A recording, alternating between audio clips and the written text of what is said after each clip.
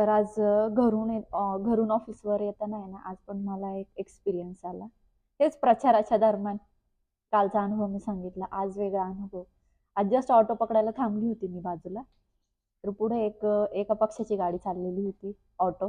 त्याच्यामागे दुसऱ्या पक्षाची ऑटो. जस्ट मी दुसऱ्या ऑटोमध्ये, ज्या ऑटोमध्ये बसणार त्याला विचारलं, "अरे असा का प्रचार चालू आहे?"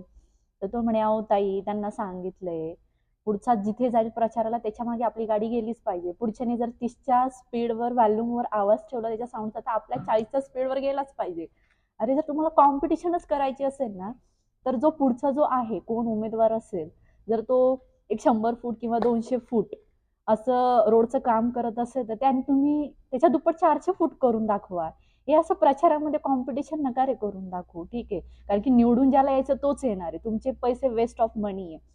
कदाचित तुम्ही बाकीची कामं केली तर पुढच्या वेळेस तुमच्या इलेक्शनला नंबर लागू शकतो. त्याच्यामुळे हे असे छोटे-मोठे उद्योग नका करू तुम्ही. याच्या मागं आपली गाडी, त्याच्या मागं तिसऱ्याची गाडी. ठीक आहे.